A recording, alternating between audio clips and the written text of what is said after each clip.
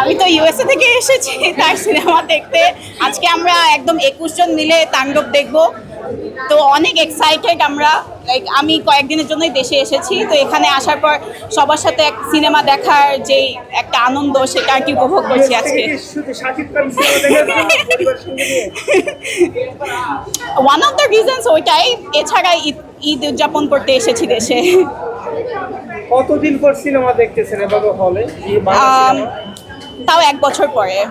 এর আগে শাকিব খানের সিনেমা দেখেছেন? জি, তুফানটা দেখেছিলাম গত বছর। আমি যাওয়ার আগে তুফান দেখে গিয়েছিলাম এই সবার সাথেই। তো এবার আর কি 1 বছর পর তাণ্ডব দেখছি, তো ভালো লাগছে। কেমন হবে মনে হচ্ছে সিনেমা? মনে তো হচ্ছে অনেক ভালো হবে, কারণ রিভিউ শুনছি অনেক ভালো হয়েছে। লিচুর বাগানে গানটাও খুব ভালো লেগেছে, তো দেখা যাক। দেখে আসার পর আমরা আরো বলতে পারবো। শাকিব খানের সঙ্গে মানিয়েছে? জি, অনেক মানিয়েছে তাকে।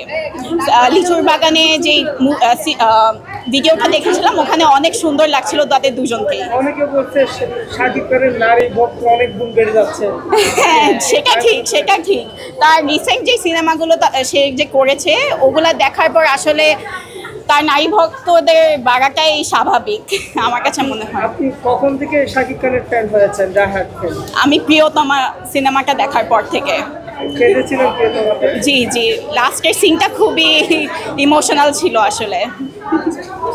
কোনো শাকিব খানের সিনেমার ডায়লগ বা গান মনে আছে আপনার বলার মতো? সেটা আসলে এখন মনে করতে পারছি না, কিন্তু তাণ্ডব দেখার পর মনে হয় আরো কিছু বলতে পারবো।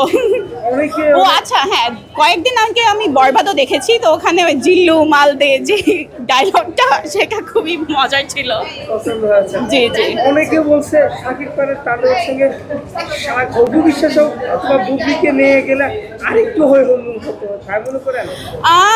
এটা আসলে আমার কাছে মনে হয় না। এখন এটা তো ডিরেক্টরের উপর ডিপেন্ড করে সে কাকে আসলে কাস্ট করবে। You're welcome. ওয়ালটন আবারও মিলিনিয়ার অফারে ওয়ালটন ফ্রিজ কিনে আপনিও হয়ে যেতে পারেন মিলিয়নিয়ার। মিলিনিয়ার ছড়াছড়ি দেশ জুড়ে, এটা শুধু ওয়ালটেনই পারে।